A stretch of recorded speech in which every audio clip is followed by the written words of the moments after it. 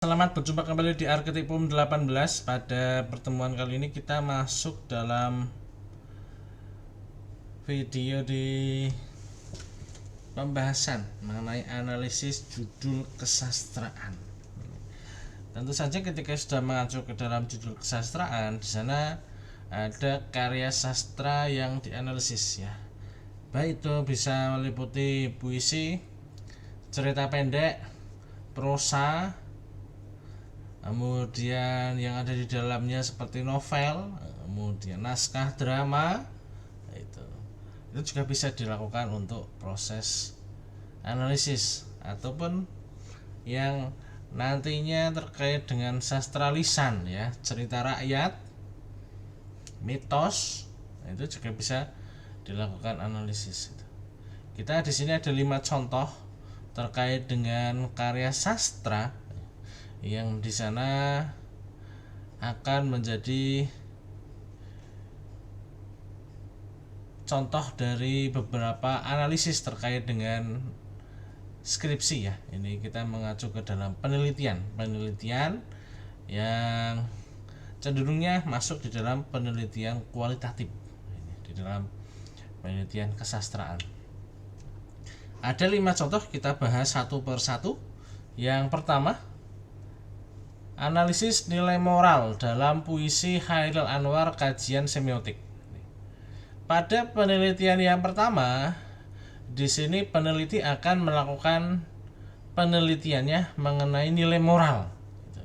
Pada nilai moral, tentu saja di sini sudah disiapkan teori yang melandasi atau menggunakan teorinya siapa ketika nilai moral itu akan dijadikan sebagai pisau analisis di dalam puisinya Chairil Anwar. Nilai moralnya ada berapa indikator. Ini yang nantinya akan dipisah-pisahkan. Data yang mana yang masuk di dalam nilai moral yang dimaksud pada penelitian ini. Nah, ini sudah fokus sekali nanti sasarannya. Gitu. Setelah data itu ditemukan semuanya, kemudian akan dikaji menggunakan semiotik. Nah, ini. Pada penggunaan kajian semiotik, tentunya di sana peneliti sudah mempersiapkan teori ya, teori semiotiknya siapa. Nah, gitu.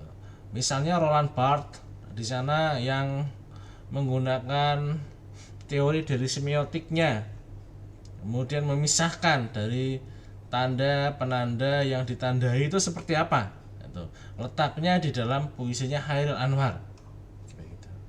Nah, ketika itu semuanya sudah dilakukan, tentu saja di dalam penelitian puisi atau karya sastra di sana kita tidak bisa lepas dari unsur intrinsik ya, yang melatar belakangi dari penulisan puisi tersebut.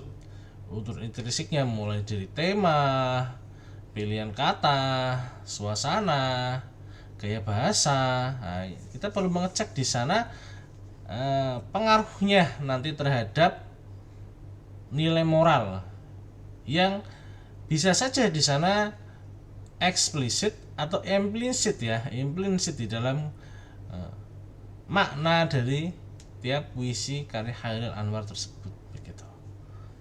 Itu nanti akan diolah lagi oleh peneliti. Jadi yang kita bahas pada poin pertama tadi adalah kunci-kunci atau dasar dari pemahaman judul mengenai analisis nilai moral dalam puisi Chairil Anwar kajian semiotik.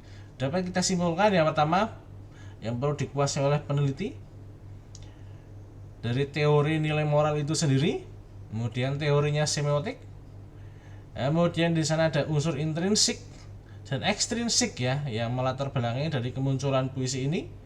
Kemudian benar-benar di sana ketika sudah masuk di dalam karya ilmiah sudah disinggung kenapa akan menganalisis dari puisi Chairil Anwar ini.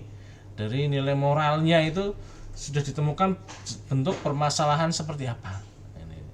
Kemudian didukung dengan data empiris dari artikel jurnal atau skripsi, tesis, dan disertasi yang melatar belakangi pentingnya melakukan penelitian nilai moral. Kemudian yang kedua, di sini ada kritik sosial dalam novel Ronggeng Dukuh Paruk karya Ahmad Tohari. Yang perlu digunakan di dalam penelitian ini, jika peneliti menggunakan judul seperti ini, yang pertama, peneliti memang sudah tahu bahwa dalam Ronggeng Dukuh Paruk ini itu ada beberapa permasalahan ya bisa diangkat. Nah, ini berarti didalami dulu teksnya itu seperti apa di dalam karya sastra. Dalami dulu, kemudian ketika sudah menemukan akan difokuskan pada masalah apa. Misalnya tadi ada kritik sosial. Kritik sosialnya pun pakai menggunakan teorinya siapa. Nah, ini perlu dijelaskan nanti. Sama ketika tadi mengacu ke nilai moral, sekarang ke kritik sosial. Indikator-indikator yang ada di dalam kritik sosial itu apa saja dipaparkan. Begitu. Kemudian yang ketiga ada aspek citraan.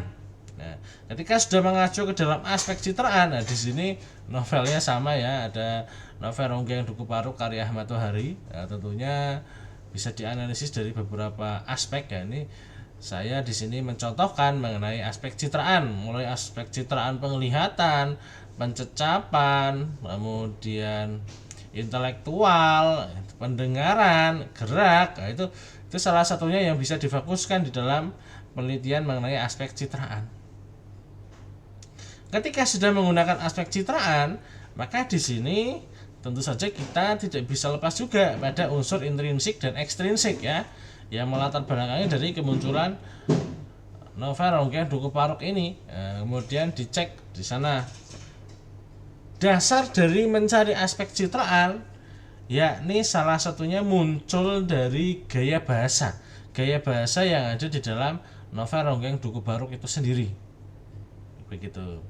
Jadi kemunculan aspek citraan ini salah satunya itu dapat ditemukan dari gaya bahasa yang ada di dalam novel Ronggeng Dukuh Paruk. Gitu. Ya, ini sama ketika di poin nomor 2 kita tadi mencontohkan kritik sosial, pokoknya di dalam karya sastra kita tidak bisa lepas dari unsur intrinsik dan ekstrinsik di sana. Kemudian yang keempat, analisis psikologis tokoh utama pada novel Negeri Lima Menara karya Ahmad Fuadi. Ketika peneliti akan melakukan penelitian pada aspek atau analisis psikologis, nah ini berarti psikologis itu dapat ditemukan salah satunya dari tokoh utama. Karena tokoh utama itu biasanya di sana masuk di dalam setiap cerita, atau kalau dibagi menjadi bab, ada di setiap bab di sana yang mempengaruhi jalannya cerita tersebut pada karya sastra. Analisis ini digunakan untuk mencari sebenarnya perwatakan identitas dari tokoh utama ini yang di sana mempengaruhi dari setiap cerita itu seperti apa. Nah, ini akan menarik sekali nanti di dalam kajian psikologis karena mempengaruhi antara orang kedua, orang ketiga, dan tokoh-tokoh yang ada di dalam novel Negeri Lima Menara karya Ahmad Fuadi ini. Nah, gitu. Dianalisis bagaimana dampaknya, bagaimana karakternya, bagaimana di sana pengaruh terhadap jalannya cerita. Ini ada di penelitian nomor 4. Nomor 5 di sini ada nilai religius ya. Ketika sudah mengacu kepada nilai religius, nah ini peneliti itu sudah memahami dulu isi dari novel Negeri Lima Menara karya Ahmad Fuadi ini. Ketika sudah membaca berulang-ulang menggunakan teknik simak, menggunakan teknik catat, di sana dia sudah melakukan analisis awal menggunakan tahap heuristik dan hermeneutik. Dia sudah memahami apakah ada di dalam karya sastra ini nilai religius yang akan disasar. Ketika sudah mengacu ke nilai religius, ini sama langkahnya seperti nilai moral pada penelitian nomor 1. Di sini berarti akan dicari dulu teori atau indikator dari nilai religius yang akan dipisah-pisahkan nanti datanya menggunakan kartu data yang masuk di setiap indikator. Bagaimana? Begitu.